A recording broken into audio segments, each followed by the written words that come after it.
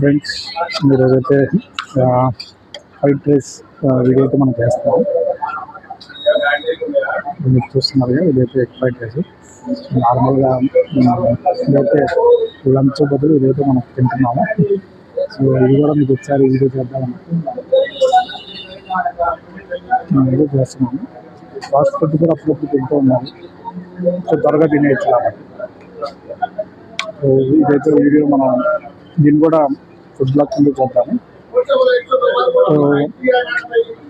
So fried rice నేనైతే actually ప్లెయిన్గా చేయించుకున్నాను. ఫ్రైడ్ రైస్ అనేది